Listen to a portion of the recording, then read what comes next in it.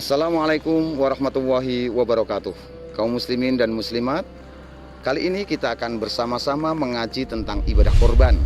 Karena sebentar lagi seluruh umat Islam di dunia dimanapun dia berada akan bertemu dengan hari raya Idul Adha atau hari raya korban. Terkait dengan syariat korban ini, Allah Subhanahu wa taala menegaskan dalam firman-Nya, A'udzubillahi minasyaitonirrajim, Bismillahirrahmanirrahim, Fasalli li rabbika wanhar, dan dirikanlah sholat karena Rabbmu dan berkorbanlah. Bahkan Rasulullah SAW dalam sebuah riwayat juga pernah menegaskan, qala Rasulullah SAW, umirtu bin nahri, aku diperintahkan, diwajibkan untuk menyembelih hewan korban, wa huwa sunnatun lakum, dan penyembelihan korban itu merupakan sunnah bagi kalian. Pemirsa sekalian yang saya hormati, terkait dengan syariat ini, para jumhur ulama sepakat bahwa hukum pelaksanaan penyembelihan korban adalah sunnah muakkad. Artinya sunnah yang sangat-sangat dianjurkan. Bahkan kila dikatakan Rasulullah SAW semenjak disyariatkannya penyembelihan hewan korban ini hingga akhir hayatnya, beliau setiap tahun pasti menyembelih hewan korban. Karena betapa pentingnya ibadah ini bagi kaum muslimin, bagi syiar umat Islam dimanapun berada. Siapakah sesungguhnya umat Islam yang terkena keharusan untuk menyembelih hewan korban ini? Para ulama sepakat bahwa ada beberapa syarat. Sebagai contoh misalnya dia harus orang yang muslim, benar-benar orang muslim, bukan orang kafir tentunya.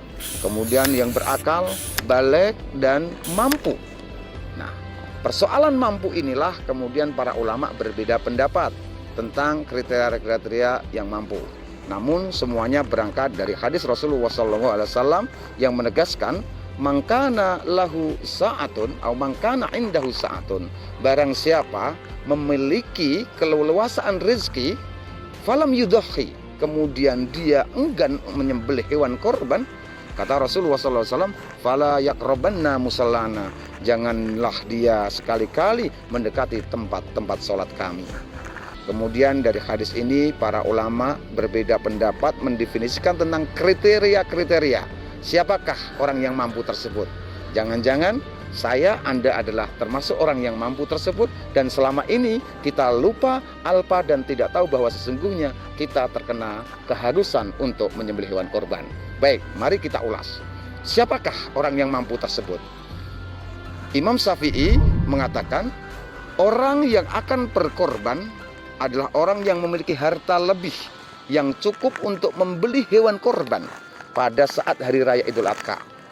Harta lebih tersebut ketika digunakan untuk membeli hewan korban tentunya tidak mengganggu kebutuhan pokok hidupnya dan orang-orang yang wajib ditanggungnya. Kata Imam Syafi'i, wa yakunul insanu qadiron, ya, orang tersebut disebut mampu idza imtalaka ma yazitu an ihtiyajatihi khilala yaumil id wa ayyamit tasrik wa layaliha.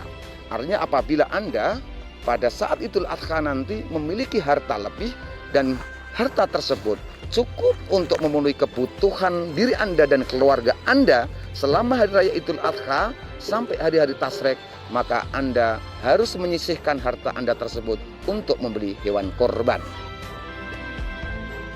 Pendapat berikutnya adalah dari Imam Abu Hanifah.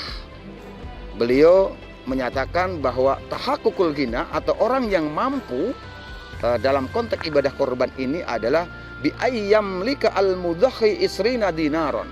Orang tersebut memiliki harta 20 dinar atau nisab hartanya, dia mencapai nisab hartanya yaitu 20 dinar atau 200 dirham. Ya, katakanlah kalau hari ini orang memiliki harta total keseluruhan 75 sampai 100 juta, kemudian dia memiliki keleluasaan rezeki senilai nisabnya, dan harta tersebut tidak mengganggu kebutuhan pokok, baik itu berupa sandang, pangan, papan, serta kebutuhan orang-orang yang menjadi tanggungannya atau keluarganya, maka dia terkena mukallaf, terkena tuntutan untuk menyembelih hewan korban. Nah, pendapat yang ketiga adalah dari Imam Malik. Imam Malik mengatakan bahwa orang yang memiliki harta lebih dan harta lebih tersebut ketika digunakan untuk membeli hewan korban, tidak mengganggu kebutuhan pokoknya dalam 1 tahun, maka dia punya tuntutan untuk membeli hewan korban dan menyembelihnya pada hari raya Idul Adha. Nah, yang terakhir adalah pendapat Imam Hambali. Beliau menegaskan, siapakah orang yang mampu atau orang yang cukup adalah orang yang memiliki harta yang cukup untuk membeli hewan korban. Kata Imam Ahmad, sekalipun bahwa harta tersebut dia peroleh dengan cara berhutang, tapi ia memiliki keyakinan bahwa ia mampu mengembalikan utang tersebut. Nah, ma'asyiral muslimin, demikian pentingnya perintah korban, sehingga para ulama dengan sangat hati-hati menentukan siapa orang yang sesungguhnya termasuk kriteria mampu. Maka lihatlah diri Anda. Jangan-jangan Anda, saya, dan orang-orang di sekitar kita, teman-teman kita, sesama satu jamaah dalam satu masjid, dalam satu masjid taklim, ternyata termasuk orang-orang tergolong orang yang mampu ini, dan selama ini alpa tidak mau berkorban atau enggan berkorban atau tidak tahu bahwa dirinya punya kewajiban berkorban. Maka selayaknya watawasau bil haqqi watawasau bis sabr. Mari kita saling mengingatkan saudara-saudara kita di momentum Hari Raya Idul Adha yang hanya datang 1 tahun sekali ini. Jangan sampai kita kehilangan kesempatan. Belum tentu tahun depan kita bertemu dengan Idul Adha. Maka bila tahun ini, bila sampai kita tidak bisa berkorban atau enggan berkorban, maka kita akan menyesal selama-lamanya. Demikian apa yang bisa saya sampaikan. Billahi taufik wal hidayah. Wassalamualaikum warahmatullahi wabarakatuh.